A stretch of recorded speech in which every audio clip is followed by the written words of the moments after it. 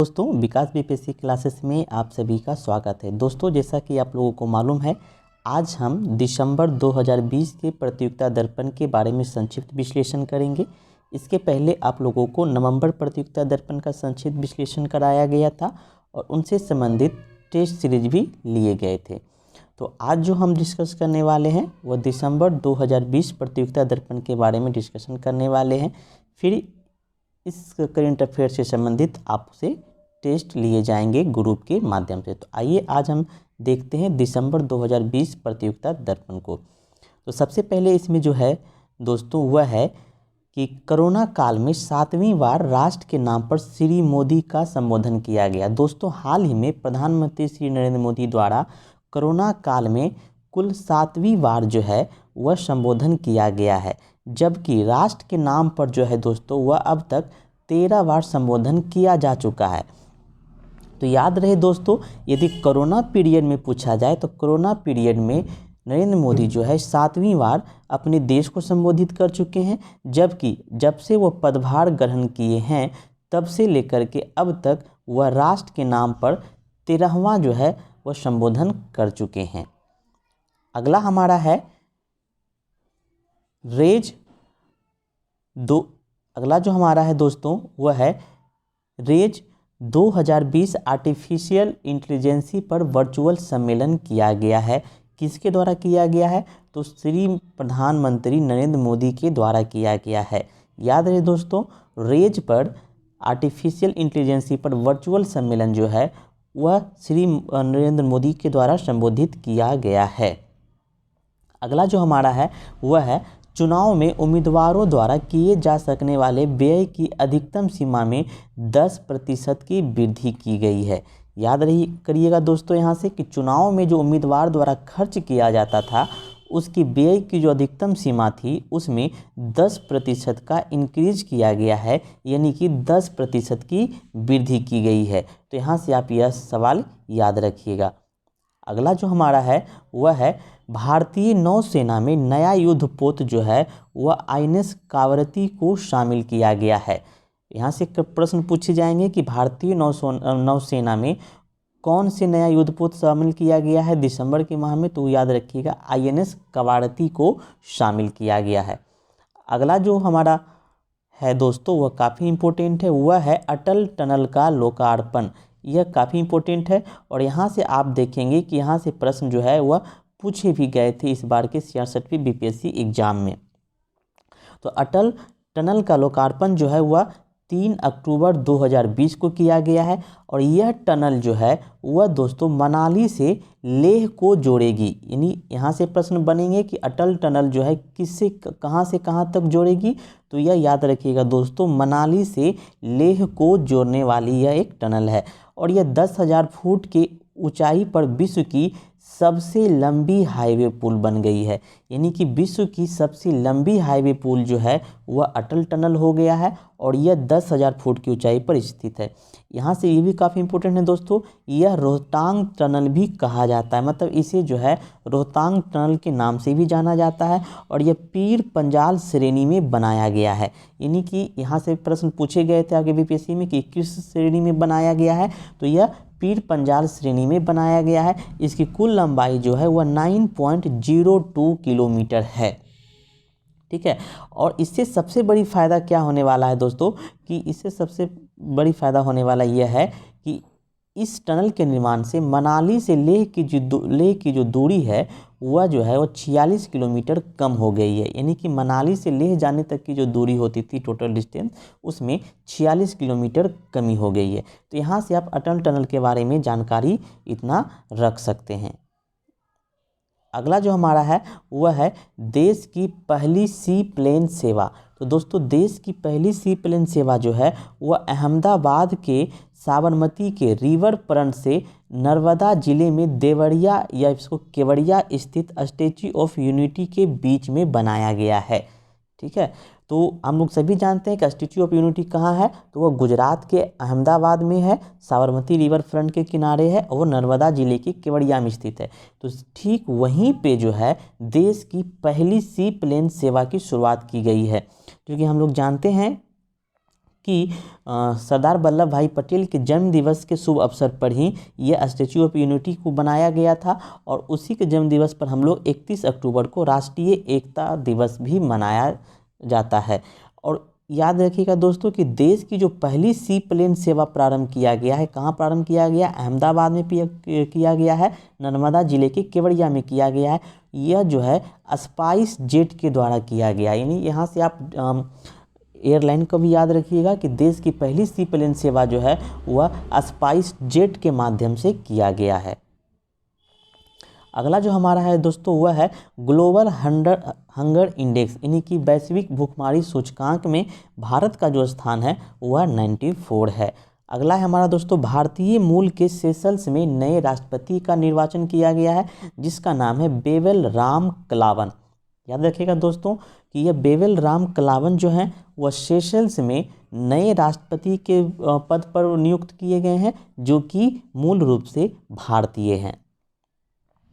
अगला हमारा है दोस्तों फेनी पुल, काफ़ी इंपॉर्टेंट है यह भी। फेनी पुल जो है वह भारत और बांग्लादेश को जोड़ने वाली एक पुल है, यानी कि फेनी पुल जो है वह भारत और बांग्लादेश को जोड़ेगी और यह फेनी नदी पर स्थित है। नेक्स्ट हमारा है दोस्तों भारत और अमेरिका के बीच जो है वह तीसरी 2+2 मंत्रीय स्तरीय वार्ता संपन्न किया गया है। याद रखिएगा दोस्तों किसके बीच किया गया है? तो भारत और अमेरिका के बीच तीसरी 2+2 मंत्रिय स्तरीय वार्ता किया गया है। और यह कहाँ किया गया है? तो यह नई दिल्ली में किया गया है। किसकी मेज़बानी में? तो दोस्तों जब ही नई दिल्ली में किया गया है, यानी कि ये भारत की मेज़बानी में किया गया है। और याद रखिएगा यह जो वार्ता थी वह तीसरी वार्ता थी, यानी कि भारत और अमेरिका के बीच तीसरी 2+2 वार्ता भारतीय की मेज़बानी में नई दिल्ली में संपन्न कराया गया है। अगला है हमारा दोस्तों UAE, यानी कि संयुक्त अरब अमीरात एवं बहरीन के बीच UAE एवं बहरीन के पश्चात अब सूडान जो है वह भी इजराइल के साथ शांति समझौता कर लिया। इसके पहले हमने पढ़ा था अब्राहम एकॉर्ड समझौता, उसके तहत जो है इजराइल समझौता किया था UAE और बहरीन के रिश्ते को संतुलन बनाने के लिए। अब इसके बाद जो है सूडान भी शामिल हो गया है और अब तक कुल 5 देश जो है वह अरब देश जो है इस समझौते में शामिल किया गया। लेकिन दोस्तों याद रखिएगा प्रथम देश जो इस समझौते में शामिल होने वाला था वह मिस्र था और यही प्रश्न जो है BPSC 66वीं में पूछे गए थे। अगला है दोस्तों स्वामित्व योजना। तो स्वामित्व योजना जो है वह ग्रामीण क्षेत्रों में भू संपत्तियों के मालिकों के लिए है और यह पंचायती राज मंत्रालय के द्वारा चलाया गया है। स्वामित्व मतलब होता है कि जो स्वामित्व हो, भू संपत्तियों के मालिक हो, और उन्हीं के लिए पंचायती राज मंत्रालय द्वारा जो है वह स्वामित्व योजना चलाया गया है। अगला प्रश्न है दोस्तों आयुष्मान सहकार योजना। आयुष्मान सहकार योजना जो है वह कृषि एवं कल्याण मंत्रालय के द्वारा चलाया गया है और इसका मेन उद्देश्य जो है वह ग्रामीण क्षेत्रों में स्वास्थ्य सेवाएं को बेहतर बनाने के लिए इस योजना को चलाया गया है। तो याद रखिएगा दोस्तों आयुष्मान सहकार योजना ग्रामीण क्षेत्रों में स्वास्थ्य सेवाओं को बेहतर बनाने के उद्देश्य से चलाया गया है। किसके माध्यम से चलाया गया है? तो कृषि एवं किसान कल्याण मंत्रालय के द्वारा। और इसके हाल फिलहाल में जो अभी नए मंत्री बने हैं कृषि एवं किसान कल्याण मंत्रालय के, तो वो कौन बने हैं? नरेंद्र सिंह तोमर बने हैं। अगला है दोस्तों फल सब्जियों के लिए आधार मूल्य घोषित करने वाला जो है, फल सब्जियों के लिए आधार मूल्य घोषित करने वाला पहला राज्य जो है दोस्तों वह केरल बन गया है। ठीक है, तो यहाँ से आप याद रखिएगा कि फलों सब्जियों के लिए आधार मूल्य घोषित करने वाला भारत का पहला राज्य केरल हो गया। मतलब कि केरल अब जो है फल तथा सब्जियों के लिए एक बेसिक रेट फिक्स करेगा और उसके हिसाब से सब्जियों का विक्रय और क्रय करेगा। तो इसलिए फल सब्जियों के लिए आधार मूल्य घोषित करने वाला पहला राज्य केरल बन गया है। अगला जो हमारा है वह है QR SAM क्या है?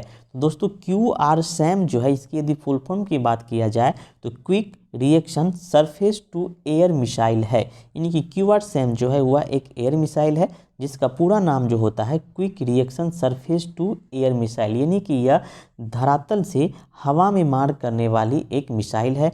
इसका प्रक्षेपण जो है चांदीपुर से किया गया है और यह सरफेस टू एयर मिसाइल है। अगला जो दोस्तों हमारा है वह है मिशन सागर द्वितीय। दोस्तों मिशन सागर द्वितीय जो है इसके तहत मित्र राष्ट्रों को आवश्यक खाद्य पदार्थों की आपूर्ति किया जाएगा। इसके लिए भारतीय नौसेना के INS ऐरावत को चयन किया गया है। यानी कि मिशन, यहाँ से प्रश्न पूछा जाएगा कि मिशन सागर द्वितीय के लिए किस जलपोत का चयन किया गया है, तो वह INS ऐरावत का चयन किया गया है।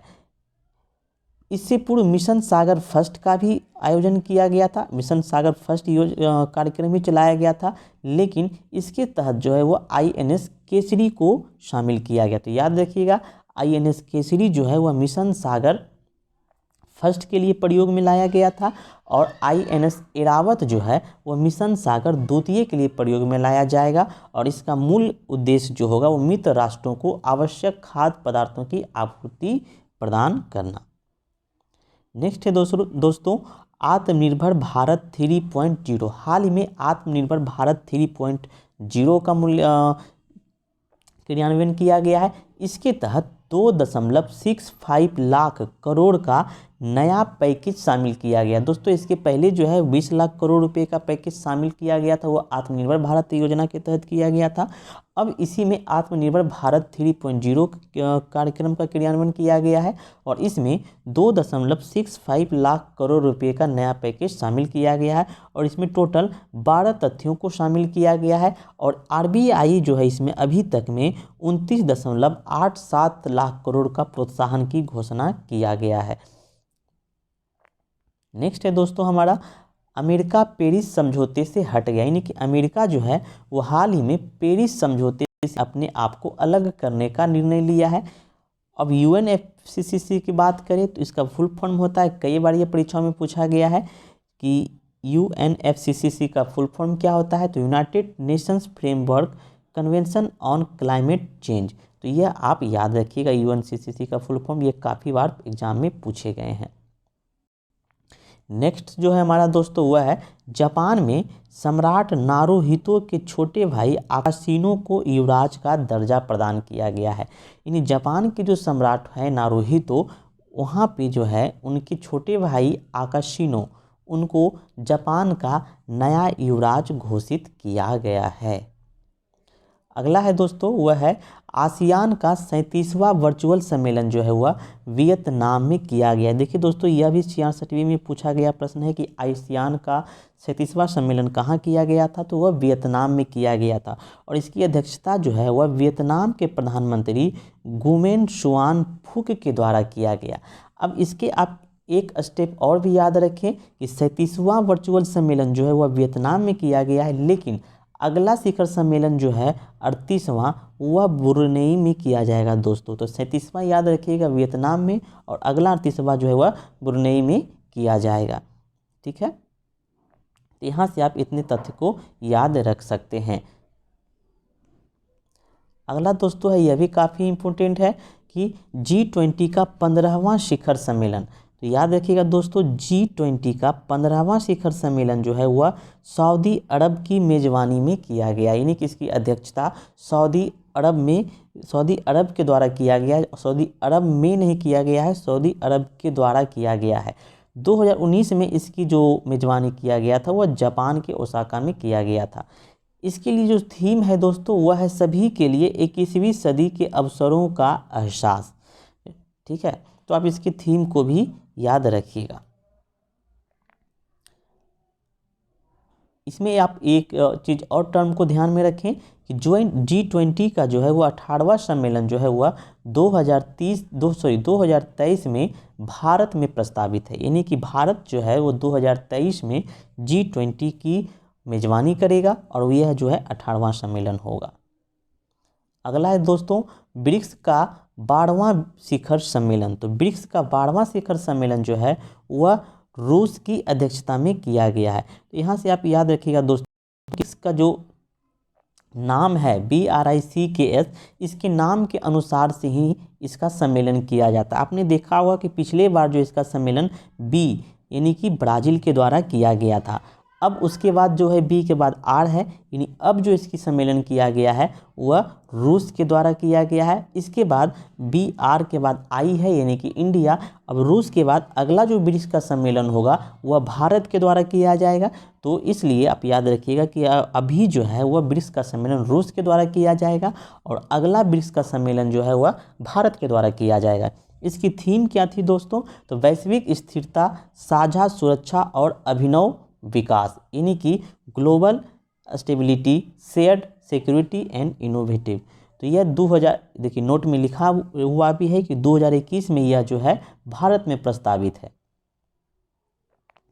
अगला है दोस्तों हमारा शंघाई सहयोग संगठन के शासन प्रमुख शिखर सम्मेलन, यानी SCO की जो शासन प्रमुख शिखर सम्मेलन किया गया है वह भारत की अध्यक्षता में किया गया है। और यह किसकी अध्यक्षता कौन किए हैं? तो हमारे जो वर्तमान समय में उपराष्ट्रपति हैं M वेंकैया नायडू के द्वारा किया गया है। ठीक है, लेकिन याद रखिएगा दोस्तों यह शंघाई सहयोग संगठन के शासन प्रमुख शिखर सम्मेलन है, लेकिन SCO की यदि सिर्फ अध्यक्षता की बात किया जाए तो वह रूस के द्वारा किया गया है। तो शंघाई सहयोग संगठन की अध्यक्षता किसके द्वारा किया गया है? तो रूस के द्वारा किया गया, लेकिन शंघाई सहयोग संगठन के शासन प्रमुख शिखर सम्मेलन की अध्यक्षता किसके द्वारा किया गया है? तो वह भारत के द्वारा किया गया है। और किनके द्वारा किया गया है? तो वह भारत के उपराष्ट्रपति M वेंकैया नायडू के द्वारा किया गया है। अगला जो है दोस्तों वह है लग्जमबर्ग भारत आवासीय सम्मेलन। तो लग्जमबर्ग भारत आवासीय सम्मेलन जो है वो प्रधानमंत्री नरेंद्र मोदी के द्वारा किया गया है। लग्जमबर्ग के जो प्रधानमंत्री है उसका नाम है जेवियर बेटल। तो जेवियर बेटल और नरेंद्र मोदी के बीच जो है लग्जमबर्ग भारत आवासीय सम्मेलन का आयोजन किया गया है। नेक्स्ट जो है जो दोस्तों वह है एपेक शिखर सम्मेलन। तो एपेक शिखर सम्मेलन जो है वह मलेशिया की मेज़बानी में किया गया है। और एपेक की यदि फुल फॉर्म की आप बात करें तो एशिया पैसिफिक इकोनॉमिक कॉरपोरेशन होता है। तो आप इसकी फुल फॉर्म को भी याद रखें। अगला जो हमारा है दोस्तों वह है कि भारतीय थल सेना अध्यक्ष जनरल M नरवाने को जो है नेपाली सेना के जनरल मानद रैंक से सम्मानित की गई। यानी कि भारत के जो थल सेना अध्यक्ष हैं उनका नाम क्या है? सबसे पहले आप ये याद रखें, तो उनका नाम है MM नरवाने। और भारतीय थल सेना के अध्यक्ष जो MM नरवाने हैं उन्हें नेपाली सेना के द्वारा जो है जनरल मानद रैंक से सम्मानित किया गया है। और यह सम्मान जो है किसके द्वारा दिया गया है? तो नेपाल के जो वर्तमान में राष्ट्रपति हैं विद्या देवी भंडारी के द्वारा दिया गया है। अगला जो है दोस्तों पहली बार एक निजी कंपनी स्पेस एक्स ड्रैगन, याद रखिए दोस्तों स्पेस एक्स ड्रैगन जो है वह एक निजी कंपनी है। इसके जरिए जो है काफ़ी लंबे प्रवास के बाद 4 अंतरिक्ष यात्री को जो है अंतरिक्ष स्टेशन में पहुंचाया है। यानी कि अंतरिक्ष स्टेशन में जो है अंतरिक्ष स्टेशन में किसी अंतरिक्ष यात्री को पहुंचाने वाले पहले निजी कंपनी कौन है? तो वह स्पेस एक्स है, याद रखिएगा। अगला जो है दोस्तों वह है कि अंतर्राष्ट्रीय मुद्रा कोष का 190 सदस्य जो है यानी कि 190 सदस्य जो है उस एंडोरा बना है। इसके पहले जो अंतर्राष्ट्रीय मुद्रा कोष यानी कि IMF के 189 सदस्य थे। अब 190 सदस्य के रूप में जो कौन बना है वह एंडोरा बना है। और एंडोरा जो है ये यूरोप का एक छोटा सा देश है और यूरोप में ही आप पायरेनीज पर्वत को देख सकते हैं।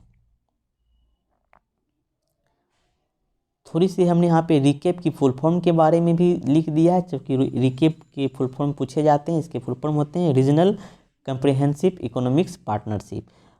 नेक्स्ट है दोस्तों बहुत इंपॉर्टेंट है कि भारत में नए मुख्य सूचना आयुक्त बनाए गए हैं यशवर्धन सिन्हा को। ठीक है, नए सूचना आयुक्त किसे बनाए गए? यशवर्धन सिन्हा को। इसके पहले जो थे वह बिमल जुल्का थे। बिमल जुल्का के स्थान पर जो है यशवर्धन सिन्हा को भारत के नए सूचना आयुक्त बनाए गए हैं। अगला जो है दोस्तों वह बुकर पुरस्कार 2020 है। तो बुकर पुरस्कार 2020 जो है डगलस स्टुअर्ट को दिया गया है और उसकी पुस्तक जो है सुंगी बेन के लिए दिया गया है। तो डगलस स्टुअर्ट को सुंगी बेन की पुस्तक के लिए बुकर पुरस्कार 2020 दिया गया है। अगला जो है दोस्तों वह है आसियान क्षेत्रीय पुरस्कार। तो आसियान क्षेत्रीय पुरस्कार जो है वह सिंगापुर के शोध संस्थानों को दिया गया है। ठीक है, किसे दिया गया है? सिंगापुर के शोध संस्थान को दिया गया। नेक्स्ट है सियोल शांति पुरस्कार। सियोल शांति पुरस्कार जो है वो IOC के अध्यक्ष थॉमस ब्राउन को दिया गया है। तो ये था हमारा दिसंबर 2020 के प्रतियोगिता दर्पण के संक्षिप्त विश्लेषण। चूँकि दोस्तों अभी जो हम लोग देख रहे हैं वह सिर्फ एक झलक देख रहे हैं प्रतियोगिता दर्पण की, क्योंकि इसलिए मैंने नवंबर माह से लेकर के चयन किया है, क्योंकि आप लोग नवंबर माह से कंप्लीट रखें अपने प्रतियोगिता दर्पण को। फिर जनवरी से हम लोग जैसे इन करेंगे, तो जनवरी से हम लोग सारे जो कंटेंट होंगे उन सभी को बारीकी रूप से एकदम एक एक लाइन करके जो इम्पोर्टेंट होंगे उन सभी तथ्यों को शामिल किया जाएगा। इससे पहले नवंबर दिसंबर के जो आपको PDF भेजे गए हैं उनमें सिर्फ इम्पोर्टेंट तथ्यों को ही शामिल किया गया है, लेकिन जनवरी माह से जो प्रतियोगिता दर्पण हम लोग कंप्लीट करेंगे उनमें सारे तथ्यों को शामिल किया जाएगा। चलिए दोस्तों, अगले वीडियो में फिर मिलते हैं जनवरी माह के प्रतियोगिता दर्पण के साथ। तब तक के लिए धन्यवाद।